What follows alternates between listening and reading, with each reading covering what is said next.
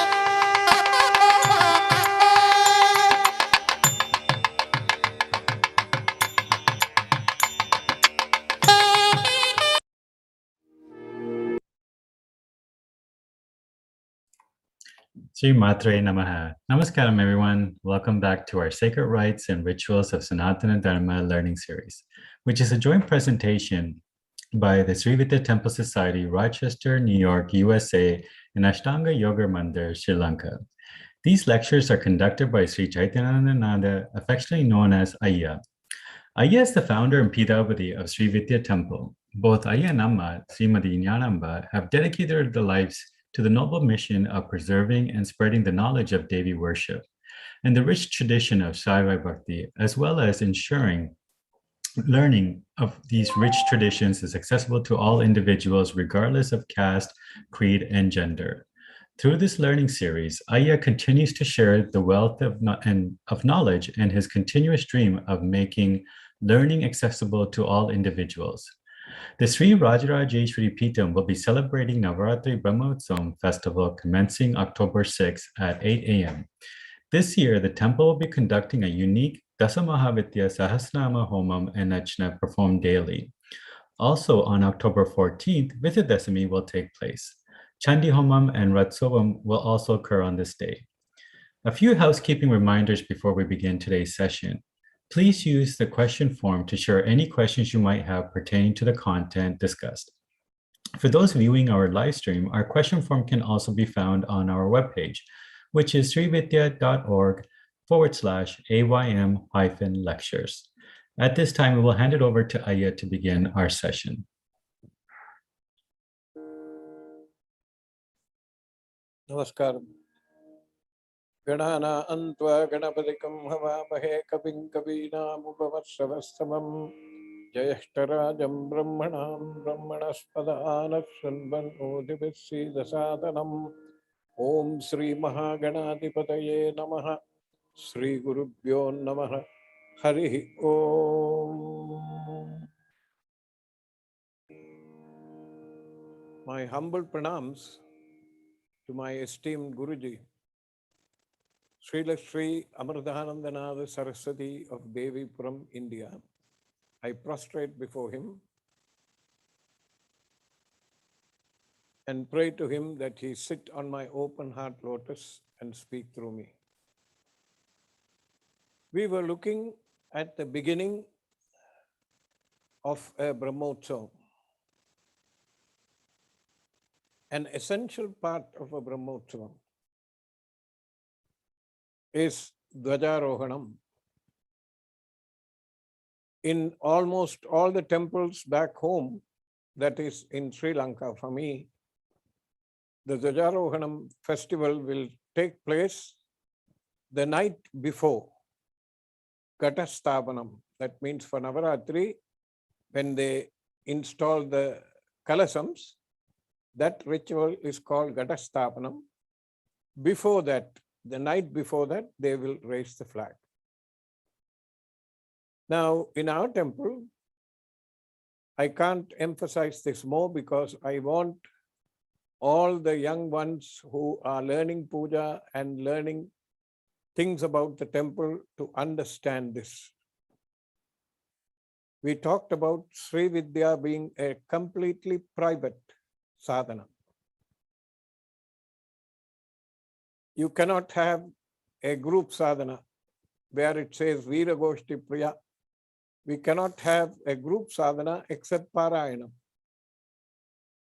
Parayanam of maybe Lalita Sahasranamam, Sri Lalita Trishati, Ashtotram, and maybe sometimes Khadgamala Stotram. But otherwise, Sri Vidya is strictly private. Each individual, with the strength of the mantra diksha given to him by his guru or her guru, will have to strive on their own to reach the Bindusthana. Now, if you bring a temple into the mixture, it becomes very difficult because the temple is for all three types of devotees. There are three types of devotees that are there. Each one, depending on their status. First one is called Pasubhavam. That means they have no knowledge of anything, whether it is Saiva Agamas or Vaishnava Agamas or Shakta Agamas, they have no idea. They come to the temple because they feel a pull, an attraction that they cannot define. An undefined attraction takes them to the temple. And the decorated murtis and the way the pujas are conducted, the way the mantras are chanted, the way the litanies are sung, attracts them. And for the duration they are in the temple, not all of them, some of them maybe for 10 minutes, maybe for 40 minutes. They have forgotten the mundane world that they have left outside. So, for the people who do Pasubhavam, who are in Pasubhavam, the rituals make no sense.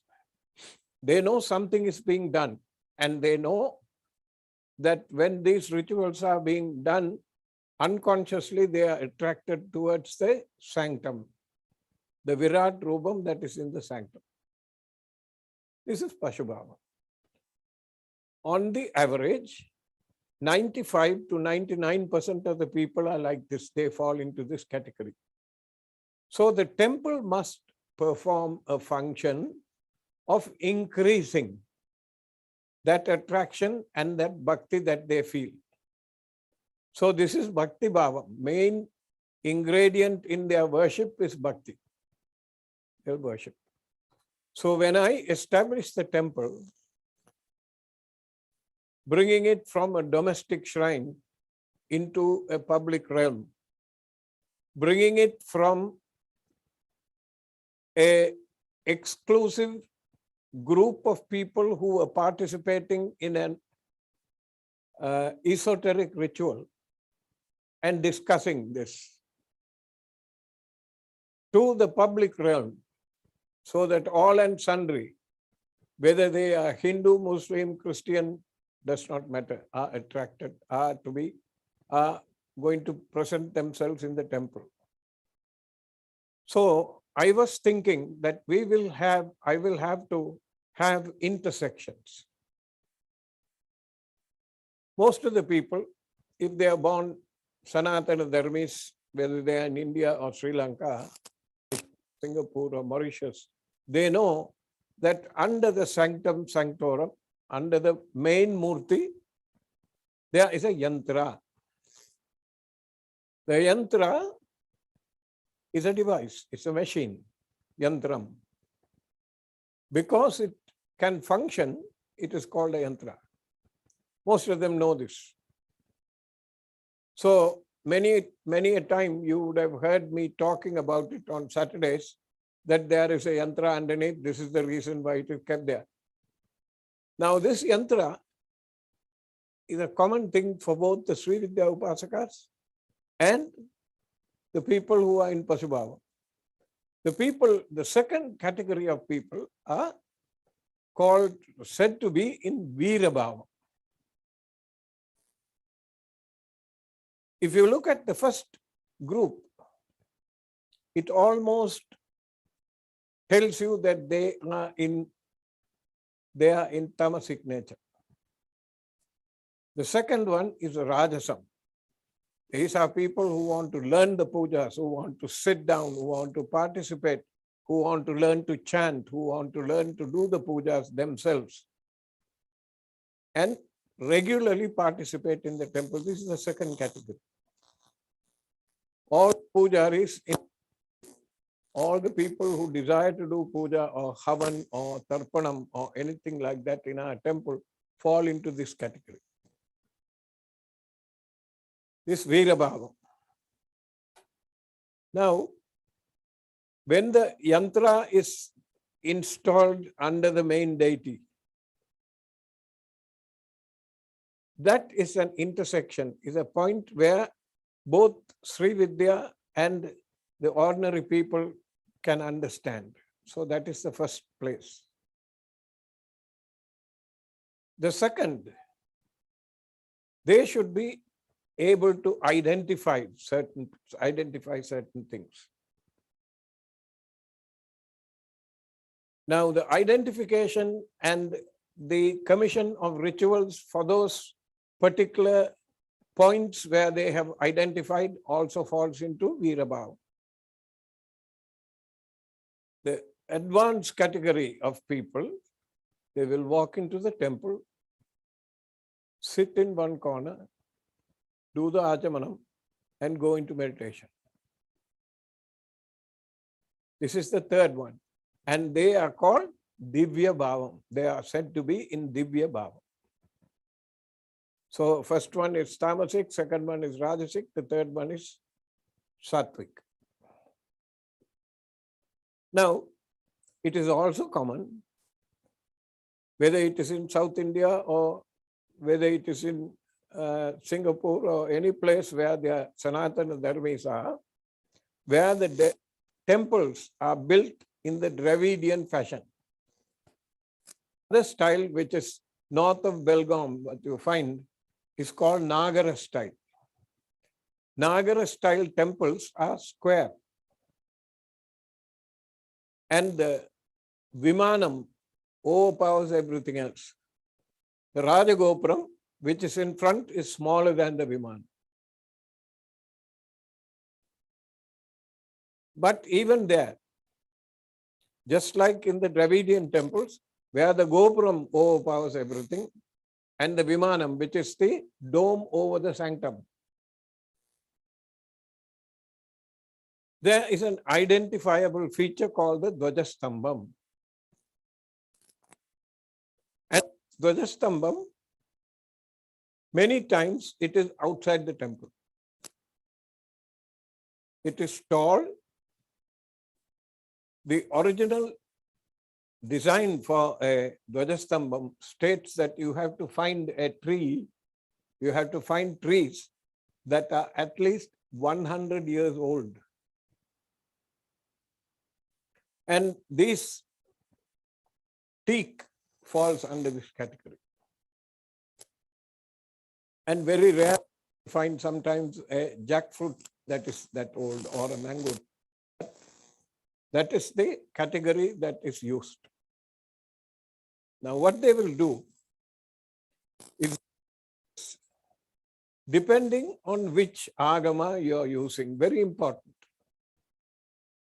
If it is a Shiva temple, one of 28 agamas are used.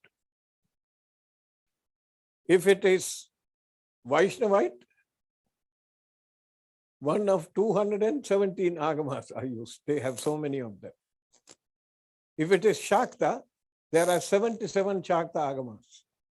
You use one of them. Invariably, all of them have this structure. If we can have the slide of just the Dhwajastambam so that I can explain the parts. When it goes like that, when the Dhwajastambam is erect like that, on the top you will find two kalasam-like protuberances right on the top. And if it is a Shaiva temple, you will invariably find that at the top of the Dhwajastambam, there is a Trisula or a Nandi. So by looking at that, you know what kind of a deity is inside the sanctum. But if you subscribe to a Vaishnavite temple, you will either find Garuda or you will find Hanuman or you will find Sudarshana Chakram there.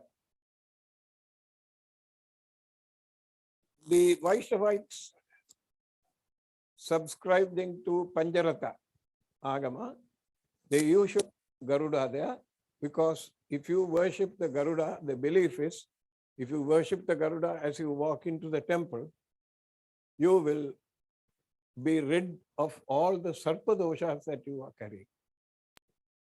These are little things that you need to know. Now, if you look at this one, this Dhwajastambam, at the top you see those 3 lines. They are called Mekalai. Mekalai. Those are called the Mekalai. And you will find that there are 2 finials, 3 finials, and you will find Nandi in front, facing the deity. Now, originally, the Dhwajastambam was planted there so tall for one particular reason. It is supposed to attract the devas from heaven, and it is supposed to also transmit the high voltage of electricity that is transmitted with lightning and thunder. So it was a lightning rod. And in some old temples, if you go and see, even above the Garbhagraham, you will find running along the shape of the dome, there will be a thick copper plate-like thing, flattened copper, running right down into the ground. So if a lightning strike hits, it won't damage the temple. It will be energy will be transmitted to the ground. They thought about this. Now, when the Dhwajastambam is built like this is typically Dravidian. It can be made of wood, it can be made of stone. The stone Dhwajastambams today, you can find them in Karnataka temples, the stone stambam. But to choose the stone also is very important, because it should not be cracked, or it should not have, things that are not properly aligned. If there's a crack inside the stone, it won't function the way it is supposed to. Now, the flag is always there, the flagpole is there, and some of the agamas tell you that if you have the Dhwajastambam, only then a festival can be conducted in a temple. If the Dhwajam is not there, you cannot have a Brahmotsavam in the temple. Once the Dhwajam is installed, then a Brahmotsavam can be conducted, and the flag can go up, and if the ritual that is there, we talked about, you confine some of the energies into like the Parivara Devatas. Now in our temple, there is Kala Bhairava, and every day, Kala, Kapala, Kalpanta, Krodana, Ugra, Unmatta, Chanda, Sammara, Jnana, Swarnakarshana Bhairava. All of these 10 varieties of Bhairava are invoked. And they come to be on the Trisulam that is there. And that Trisulam is brought and placed at the Dhwajastambam with the request that the Kshetrapalan, the security guard of the Shiva, will not harm anyone, inadvertently come into the temple without proper preparation. Because entering a Shivalayam, there are many rules and regulations. And if you must do, you have to first worship the Dhwajastambam, which we have already laid out in our temple worship. When you come, before you go near the Devi, you have to do Sashtanga Namaskaram or Panjanga Namaskaram in front of the Dhwajastambam. And you will see on top of our Dhwajastambam, there is a Trisulam. That Trisulam denotes that it is a Shivalayam.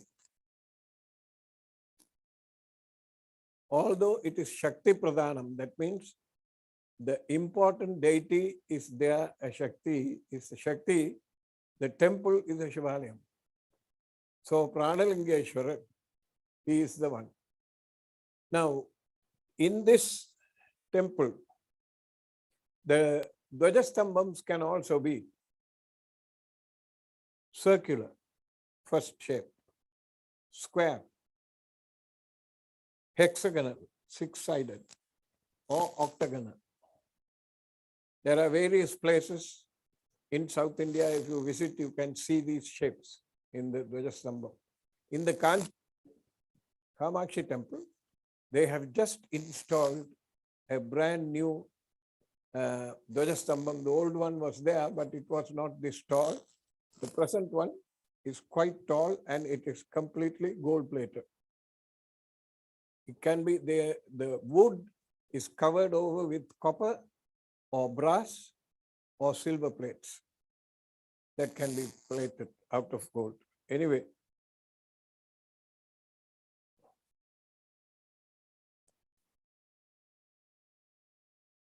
yes, in a temple, there can be more than one Dhwajastambam. For example, in the Kamakshi temple, there are two. One is in front of the Devi. On that elevated platform, there is a small Dhwajastambam. Outside, there's another one. If you go to the Akhilandeshwari temple in Thiruvanekkaval, in the 8 directions, there are 8 different Dhwajastambams.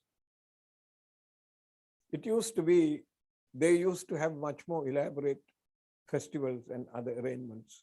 But now there is only a Brahmotsavam. And those days, all 8 of them, they will raise the flag. So there are 8 of them in Thiruvanekkaval temple. There can be 1, 2, 3, 1, 2, 8 in that number. Now, as you come to the temple, usually in Agamic style temples, there will be 2 deities outside. Vijaya, these are male deities. But in a Devi temple like ours, at the entrance, there should be 2 deities. They are called Shanganidhi and Padmanidhi. That means the wealth that Mahalakshmi has with her, they are at the entrance. So if you come to her, she will give you both. That's the understanding. Now, we came up to the point last time. See, the understanding is this. Garbhagriha Siraha Proktam Antaralam Galam Antaralam Galam Tata Ardhamandapam Hridayasthanam Kuchisthanam Mahamandapam Dhwajastambam Medharasthaneshu Parakramam Prakaram Jangasthaneshu Gopuram Padayo Kshata Padasya Angula Prokta Gopuram. That means the Garbhagraham is the Sirasthanam, is the head. And when you are following, it tells you Hridayasthanam is the Ardhamandapam. Mahamandapam, which is the biggest in a temple, is the stomach of the deity. And Dhwajastambam are the genitals. And Padasthanam is Gopuram. Now, this kind of understanding is there only if the temple is either built on the Shiva Agamas. This arrangement that I stole from Karana Agama. Now, in the south of India, if you go today, all the Christian churches have a Dhwajastambam in front of them. There's no Agam in Christianity. And if you look in states like Kerala, if you go, when they take the crucifix on events like the, what do you call that? The ascending of Christ into heaven, Easter, when they take the crucifix in procession, all the people, all the Christian priests are dressed in ochre robes. Where did the orange robes come into Christianity? It is a ruse to attract and to make the people feel that it is part of what has been there for thousands of years, so that it will be easy to convert. This has to be said. And they just raise the flag and they have a ceremony and they have a festival. The flag raising ceremony is not from Christianity, it's from Hinduism. And when you talk of yoga, they think it is to do with this, it is to do with Satan. And they call Christ a yogi. You see the flag? You see the flagpole? These are not there in the faith. Anyway, enough about that. Now, we saw how the Dhwajastambam has to be decorated. The Dhwajastambam has to be decorated after it is wiped from head to toe with Dharma grass. And so with the Vahanam that you are using for the Brahmotsava. Again, Bahir Matruka is done for the Vahanam. After that, the Dhwajastambam is to be decorated with Dharma,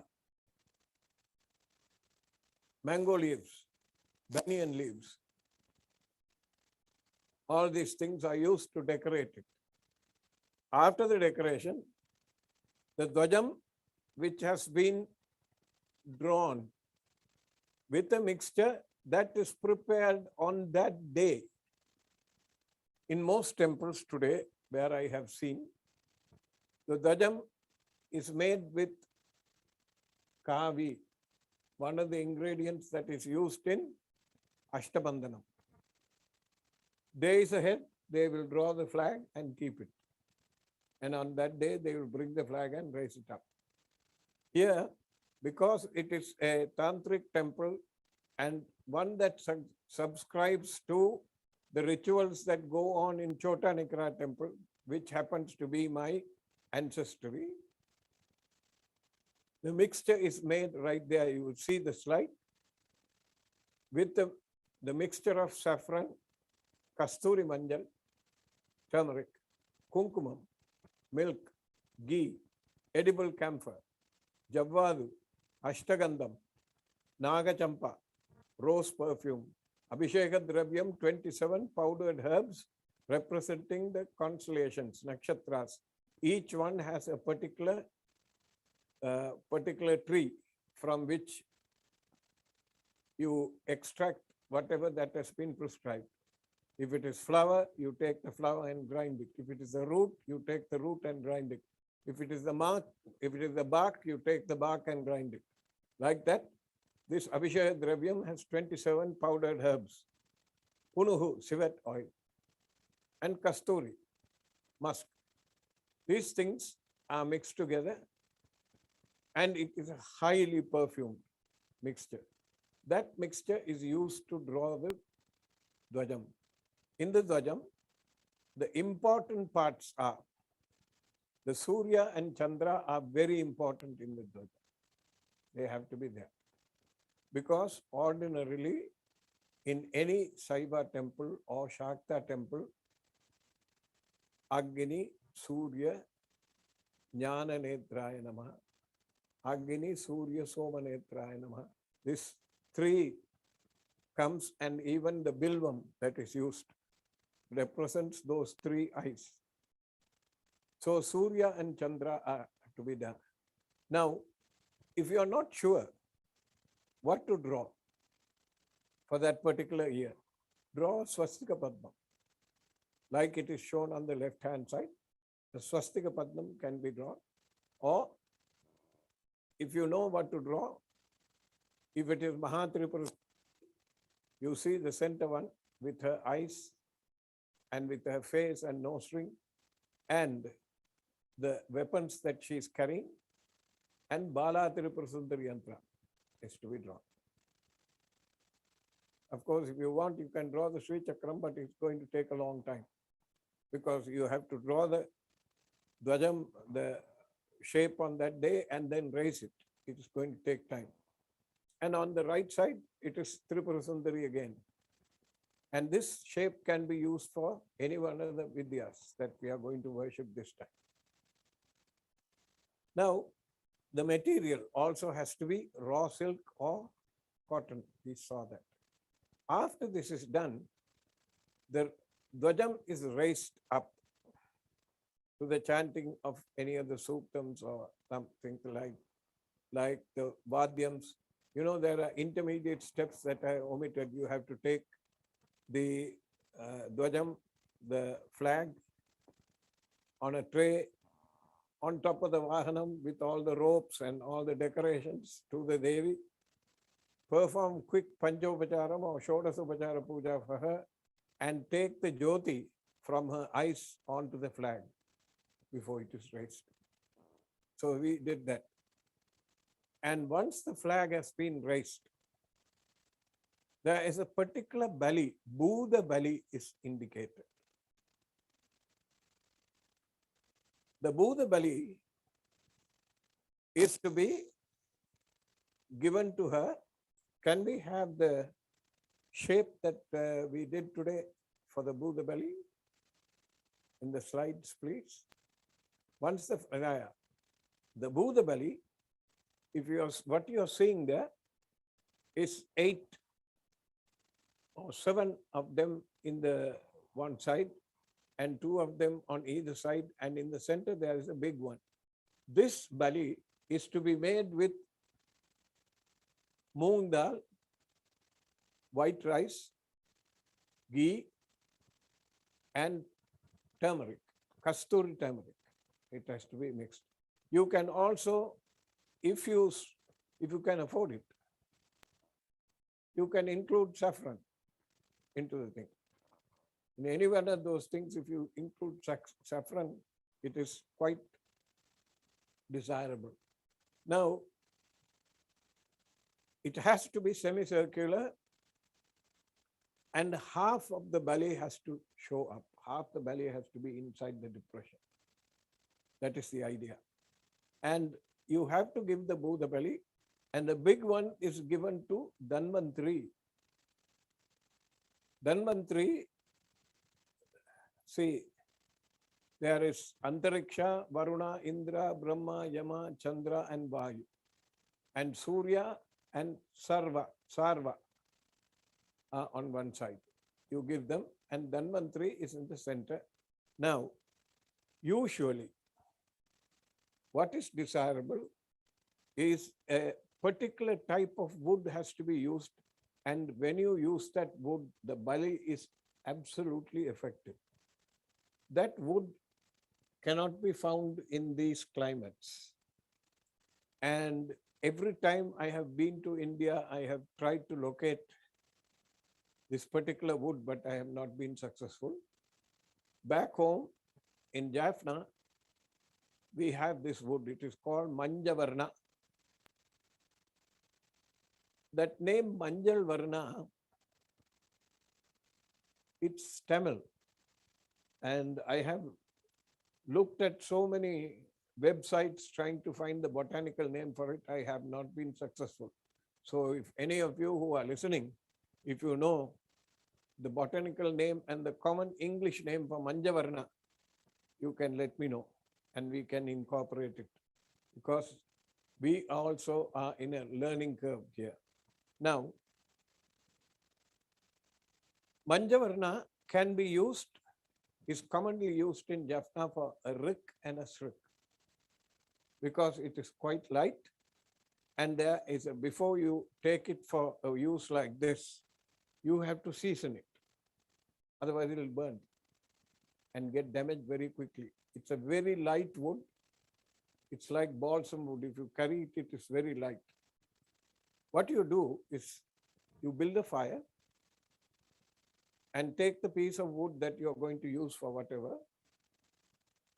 apply 2 coats or 3 coats of linseed oil, and slowly pass it over the fire, like so. And you have to turn it. As you're turning it, you have to pass it over the fire. The process takes about 2 to 3 hours. And you must let the wood cool down before you apply another coating of linseed oil and season it. Once it is done like that. Now you can make use of the wood because it won't crack or it will not perish with that. So the wood that you use for this, unfortunately, because we could not find Manjavarna here, we had to rely on Home Depot for the wood. What wood it is, we have no idea. But that's the way it is. When you come here, very often you will find coconut without kurcham. So you have to have a shaved coconut on top. Those are compromises that are forced on us. If we can get the wood, it will be nice. So once this is done, once the flag is up, Buddha Bali is given. Then at the end of giving it to Dhanvantari, the term is Mudgadanna Balim Samarpayami. Mudgadam is moong dal. You go outside and on the earth, not paved earth, on earth, you go and place 2 balls there and offer the Naivedyam, offer the Bali for all the living beings that are below the surface and above the surface, like centipedes and ants and earthworms and all these things, they will come and eat that. The festival is supposed to be much more effective if you give this Bali. Now, at the end of the Buddha Bali that has been given, we follow the same sequence that they are doing in Kerala. Because of the way the temple is built and the way the ceremonies have been designed is all from Chotanikara Bhagavati temple and that environment. Once this is done, you have to worship the Dhwaja Devatas. If we can go to the drawings of the Dhwajam, please. Dhwaja Mule.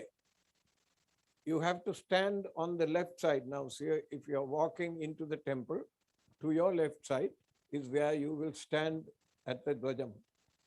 You will stand there, and at the base of the Dhwajam, can we go to the drawings? Okay, here. Look at the south face. That is where you will stand. At the base of the Dhwajastambam, Dhwaja Mule Mahaganapatim. Mahaganapati is to be worshipped at the base of the Dhwajam. Why can't we worship Mahaganapati at the base of the Dhwajam facing him? Because you don't have to walk like this. It is because they say that you have to be at the southern face, at the left side. So at the base, Ganapati is installed. And the Dhwaja Ganapati, in the case of our temple, is borrowed from Parasurama Lingam. And for 18 days, he will live with us inside the temple. He is worshipped. And this mixture that has been used to draw the Dhwajam is given to everybody. And wherever there is a knot in the Dhwajastambam, using the Ida, Pingala and Sushumna, that is Darba grass, the red color rope and the yellow rope. Wherever there is a knot, you must apply that. That is to be applied. It's a granthi. Those places you have to apply. And until the Utsavam begins, until Ghatastapanam, every day, Uchchikala Puja, that means middle of the day puja, you must offer payasam to the Devi. Some payasam is offered to her and you have to do the puja. So at the base, Ganapati is done. Ganapati puja is performed. Dhupadipa Naivedya Nirajanam is done. Then, during Ganapati puja, if you will notice, we have a tradition where the coconut is broken right in front of him without using steel. So it is broken at the ground and offered to him there. Then the second puja there that we do is Dhwajamatye, in the middle of the Dhwajastambam, Subramanyam. Even the original document says Subramanya, and I was very happy because Subramanya happened to be my first deity. The first Diksha that was given to me by Siva Satchidananda Mataji was Subramanya. And Subramanyam is invoked in the center. Usually it is in the region of the square. Rajarajeswari is looking at you, and Subramanya is invoked there and placed. And you will notice there is no particular place where you can keep the flowers. The flowers are kept wherever you are, wherever it is convenient. And once you have offered or installed him, the mudras have to be shown for him. That means Shakti Hastam, Shakti, Kukkuda Dvajam, the flag. Then Vajrahastam, Vajram, lightning for Indra, and Kulisayudam. Kulisayudam is a double Trisulam that was offered to him by Shiva and Shakti just when he was leaving. And the Shakti Hastam, of course, the Devi gave him the Panchasakshari at that time. That's what he used to destroy Surabhadman. And Mayuram, peacock, and the Sharpam. These mudras have to be used. Then the next step is, remember the sun and the moon that we drew on the Dvajam, those two. Dakshina Netre Suryam, Vama Netre Chandram. And you worship them, and it is, both of them have to be offered Naivedya. Along with, on the Dvaja Akram, at the top of the Dvajam, being Sri Vidya Upasakas,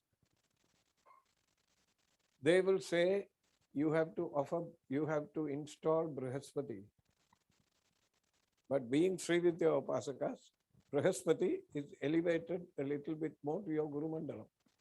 So Guru Mandalam, there is the second intersection, another intersection where the Sri Vidya and the Agamic sides come together in the temple. So they are installed there, and the puja is done to the entire Dhwajastambam. Right? Important ingredient here is, they say, Parimala Gandham has to be offered to them so that all the deities that are in the Dhwajastambam at that time, at any given time, can breathe the thing. That is why so much of dhupam is put there in that place. You have to walk around and offer. Then you have to wash the feet of the deity also. So immediately after Ganapati is done, Ganapati puja is done, it is washed. The feet are washed. And as an upacharam to Ganapati, Ganapati Talam is done. Ganapati Talam pleases him more than even a Sadhushashti Upachara puja, it seems. He likes it. So the Ganapati Talam is done, performed by artists. Devi's grace, we have enough artists in the temple who can perform that. That is done. Then after the whole puja is done, when you see Vilasaya come in front of the Ganapati and raise the Deepam or the Dhupam, and you will see at one point he will elevate himself on the tip of his toes and offer it. That is for the Sulam, the Trisulam that is there on top. Once it is done completely like that, then once the camphor is shown, whatever Uchchakala puja, whoever who has done it will go to the Bhairava Sthanam and do Naivedyam and Nirajanam for the Bhairavas. And for Kamakshi and for the other Dakshinamurti Swarupam. then come back in. Then the bali is taken, the bali is offered at, this is the only time when the pujari who has done the midday puja does not offer Kurukulla bali by himself or herself. The person who is doing the Dhwajastambam puja will do the Kurukulla bali. The Kurukulla bali is another point of intersection that I discovered that could be used for the marriage between an Agamic and the Sri Vidya Temple. Because in Sri Vidya, if you read whatever stories you read, whatever Guru Mandalas you read, you won't find any mention of any temple. Has no temple. And in the temples where they have the Meru, they will close the door and do the puja inside without showing anyone. So the Kurukulla bali is given, and after Kurukulla bali, from Indra, now first one was Mudgadanna bali for the Bhutas. For the Dasadik Balakas, it is Mashanna bali. Mashanna is black urud dal. So urud dal, rice, ghee. And if you want, if you can afford it, pinch of saffron. It is that, urud dal. I think I'll stop here, ask questions.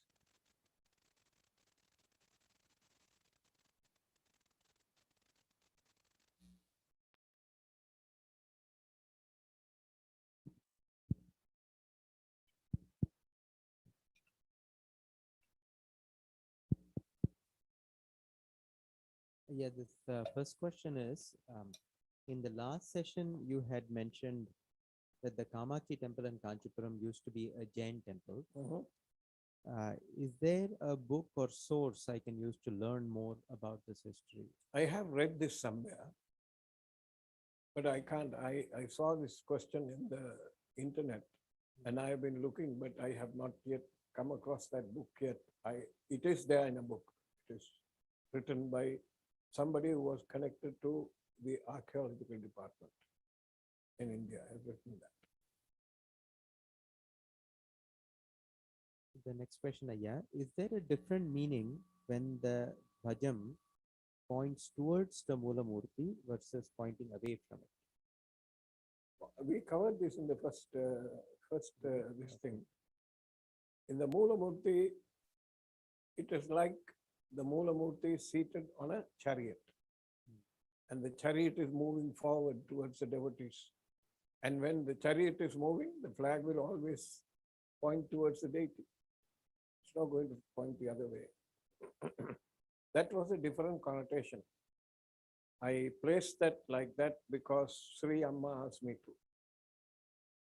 So he said there are certain negative forces, they need to be dispelled. After that, you can move it.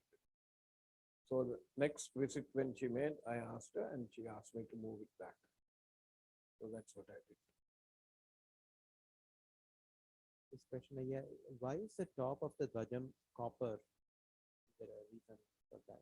The choice of material? There's a very good reason and a very easy reason for that. If you look at the Mekalai, that is the three plates that you see on top which are copper, inside it there's wood. So we could not take it to gold plated along with the others because the wood will get destroyed because they dip it in various liquids. See, if you notice, all the others are just sheets. There's no wood involved. That's why. Why is the Bhuta Bali given in that particular order? You know, we say Indra, Varuna, Yama. This is what is being done in Chotanikara and other Bhagavati temples in Kerala and also in Sabarimala. Same order is followed. They don't give a reason for why they are offered like that. There must be a reason. And unfortunately, these grandams are in Malayalam.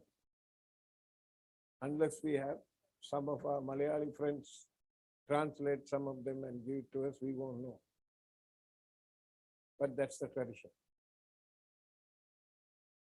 Another question, yeah. Why is the Bhuta Bali only given during the Dhwaja Arohanam and Avarohanam?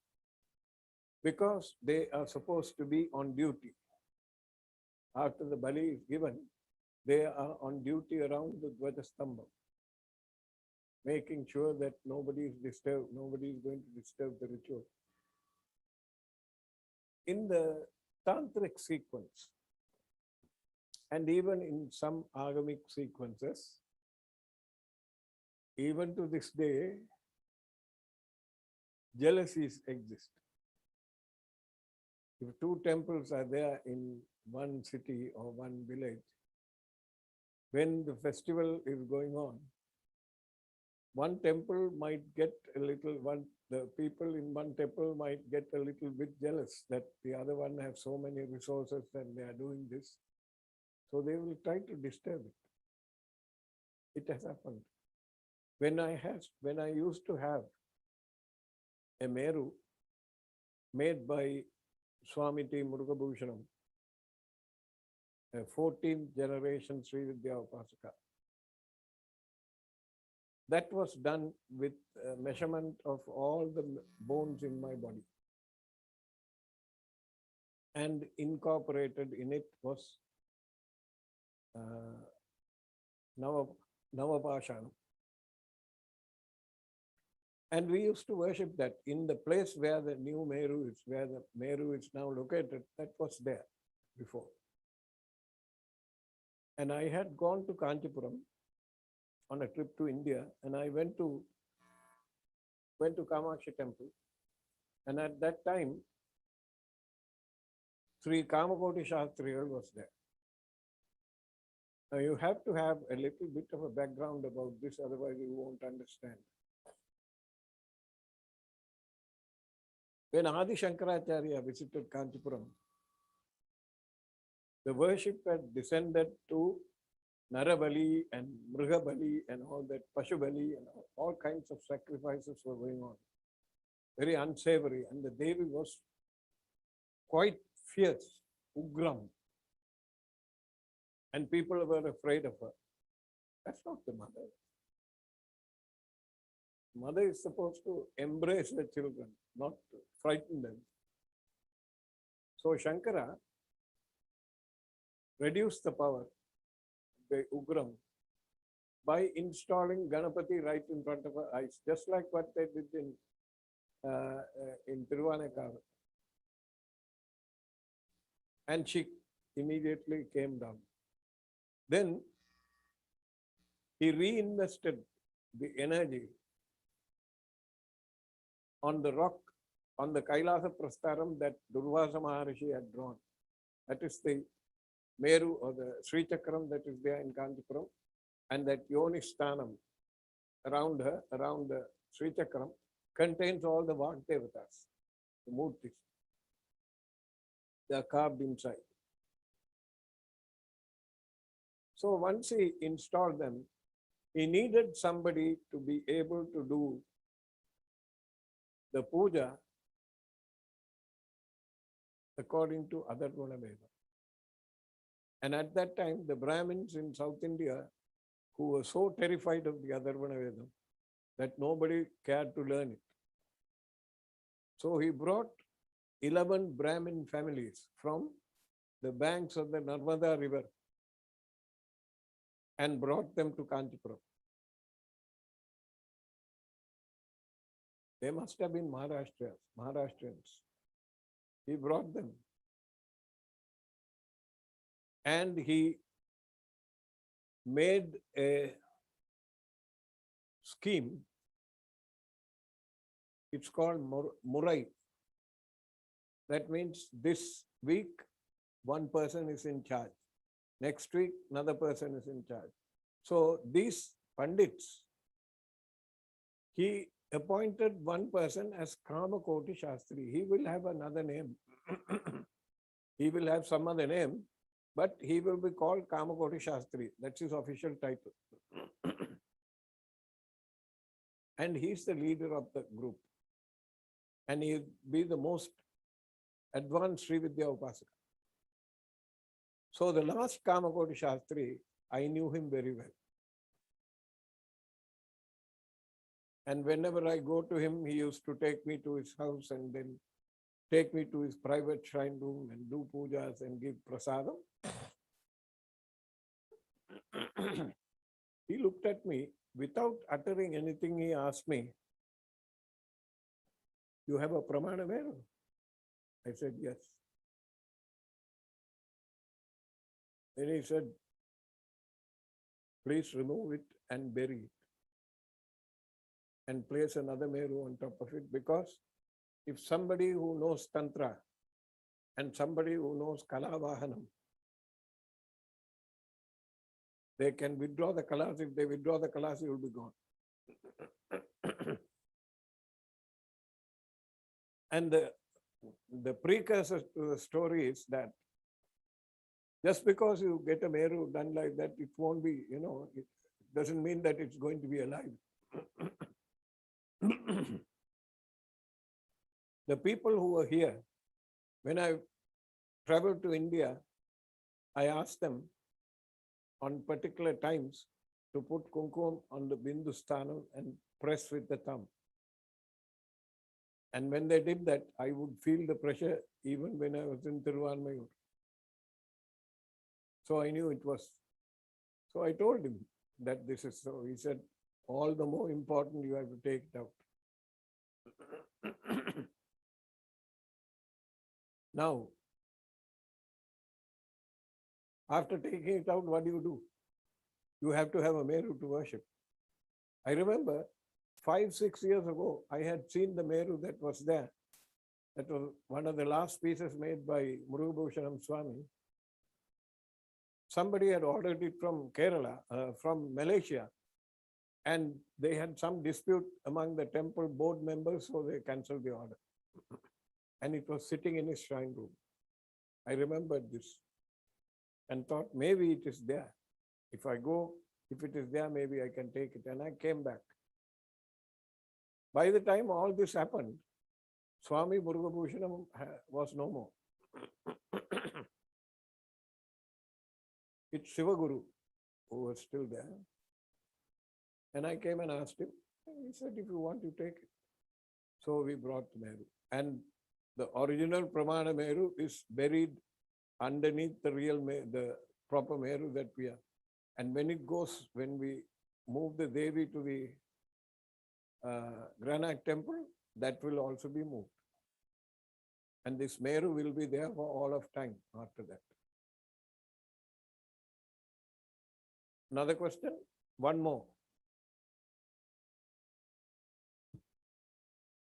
The question is, if the Dhwajam is meant to represent a deity standing up and the ropes represent Ida, Pingala and Sushumna, what is the flag supposed to represent? The flag is supposed to represent, as it goes up, the standing yogi's kundalini going up to the Sahasrakamala. That is the flag. There are so many interpretations. If you go to the Agamic interpretations, it is slightly different. There's a philosophical thing. They say the Mekalai, the three layers, one is Brahma, one is Vishnu, one is Shiva.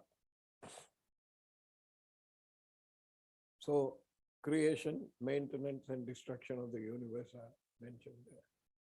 There are so many, but the ascent of the Kundalini of the standing yogi, reaching the top of the head where Sadasiva is, intersects very nicely with the Sri Vidya tradition. Why do you want to change it? Because when we are not there, when all of us are gone, when some stranger or somebody who has rudimentary knowledge of this thing comes and asks you, why is it like this? Then you should be able to explain. Should tell them that these are the points where we brought the thing together, because somebody is bound to ask you. Sri Vidya is a completely private and personal upasana. Why do you have a temple? You have to be able to tell them. Okay. Thank you. See you again. Probably next week or maybe not. Until Navaratri is over, then we take leave. Thank you. Thank you, Ayya, for a very informative session discussing the Dhwaja and the significance and taking the time to answer our question. Just a reminder to all our viewers, to access all content from prior session, please visit srividya.org/AYM-lectures. Thank you everyone for joining us for today's session. At this time, we will hand it over to Vyasana from Ashtanga Yoga Mandir to begin our yoga session.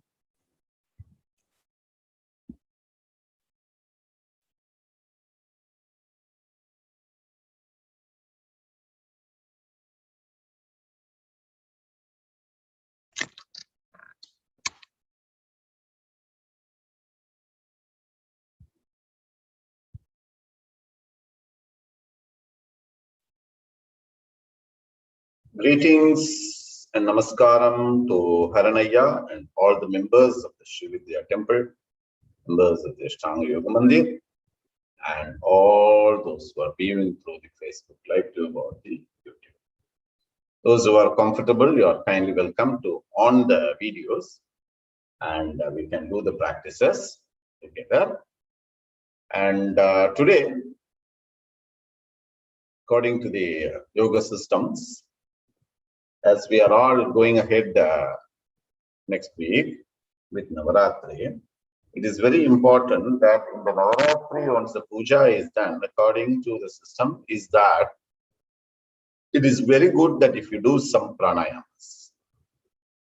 And what is the pranayama which can be done by everyone is basically Nadi Shuddhi and the Brahma. So most of the pujas, as per the regulations now, although Sri Lanka is open, everything is okay, but still we'll be also having the pujas at homes also. So once you complete your puja, it is said before and end, if you are able to maintain the Nadi Shuddhi continuously, that power of the Nadi Shuddhi will keep. You are able to hear, no, Soumya Ji?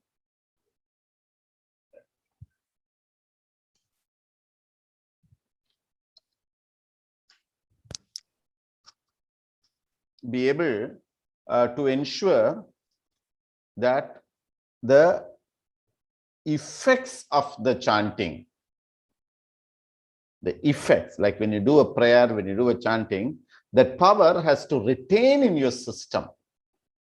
The body has to be prepared. You will see Ayya has been explaining in the Sri Vidya, in all these sessions, how you prepare your body. Because the body has different layers and the body has different rhythms and our emotions have different rhythms.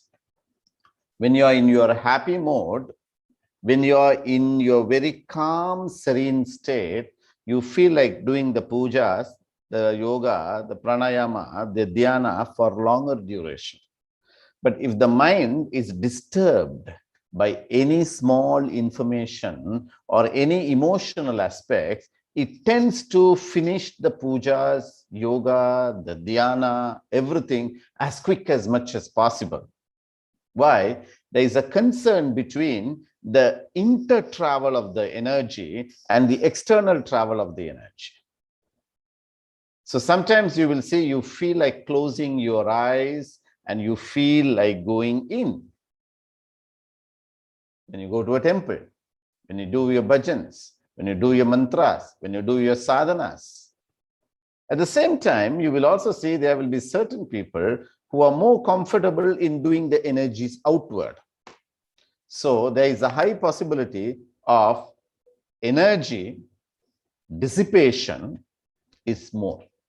So in all the sadhanas, you will see what is advised is that your energy has to be taken lots of effort because we are more programmed to go outward. based on our eyes are moved with outward, ears are always outward, food is always, taking in, so always on active mode, breath is always on active mode. So all our senses, what happens is on outwardness. And then you will see the kleshas also functions outwards. If you take the klesha vrittis are also outward. So technically what happens, our whole system is more tuned towards outward. That is where the sadhana plays a very important to take efforts. That's what I always like when Saranaya says, keep your puja at least 10 minutes. So 10 minutes we will be able to do. So 100% sure in 24 hours, 10 minutes, we can do our sadhana. So we are very happy. Yes, I have done 10 minutes. Same way, these practices also has to be done in a shorter duration so that your body is trained. So for that only, we do this Nadi Shuddhi practice. In the Nadi Shuddhi practice, most of you and all of you will be knowing it. What has to be understood is that first you need to have that awareness of the breath flow in your nostril. You need to have a knowledge about the length of the breath. You need to have a knowledge of the width of the breath. You need to have a knowledge of the temperature of the breath. You need to have the knowledge in which nostrils the breaths are working. And when the breath is working in your Nadi Shuddhi, how is your thought pattern and where is your focus? All these aspects plays an important role when you do the Nadi Shuddhi. And Nadi Shuddhi becomes the primary practice. And once you have mastered the Nadi Shuddhi, or Nadi Shodhana also they call it as, two similar words, you will be able to ensure that you can, whenever if you have any specific energy sankalpa, or we call it as a Shakti Sankalpa. Shakti Sankalpa is where you can place the energy. Now, for example, you do Lalita Sahasranamam or Vishnu Sahasranamam, you can place it in a specific locations. And those who are with the Haranaya, who are with the Sri Vidya sadhanas, they have that expostures, which is very important. Like it's not just a chanting, like you just go on chanting Savrana, but it has to be registered.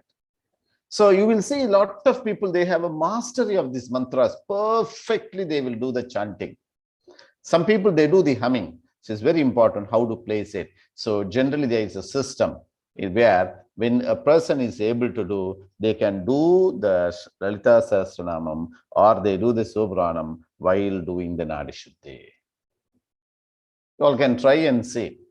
Few times, it may have small disturbances. But once you do like that, what happens? Once you have programmed it in that way, so then what happens? Once you do your Nadi Shuddhi and then when you focus where you want to keep the mantras, the Tevarams, which location, because each of your body for basically every chakra has an impact.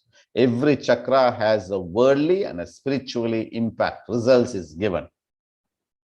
So in that way, you can either place it in your Vishuddhi chakra, Anahata chakra, whatever the chakras which you feel based on the chakras capacity, you'll be able to do that. So how do you do the Nadi Shuddhi? All of you know it, but we'll just do one round. So basically, there are two ways. So you can hold the mudra in this way, which is called as the Vishnu mudra. So like this, or you can also place it like this and like this. Schools to schools, there are small difference, but don't worry about it. So you take it in this position, and then you start from your left nostril. Take a deep, slow breathing as much as possible. And then you close it left nostril, and then you slowly exhale through the other nostril. And then from the other nostril, you inhale, and then you exhale. So this is how the practice which all of you are doing. So when you're doing it, what are the steps? Initially, you need to know that there is no jerkiness in your breath. Sometimes you do, this is a jerk breath. If you do like,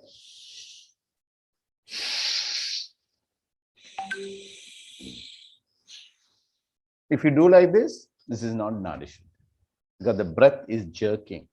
In between the breaths, there is shiveringness. You should not do that. So first you need to know that the breath is calm, first stage. Then second one, you need to know that in the Nadi Shuddhi, that your breath flow, what you are taking is very systematized. That is the inhalation ratio and the exhalation ratio is equal. In the third technique, what you learn is that you need to know that then the inhalation, you are able to exhale more, and you need to have that knowledge that you are exhaling more. And then the final stage comes, then the inhalation, exhalation has to be double. So these are the structures. And for each of these process, there are techniques to master that technique.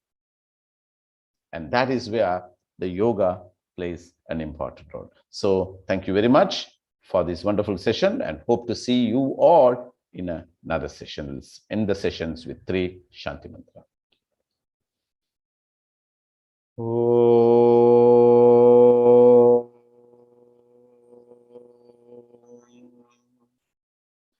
Shanti Shanti Shanti.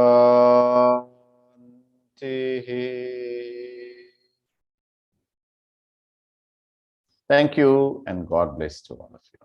Namaskaram to Ayya and all.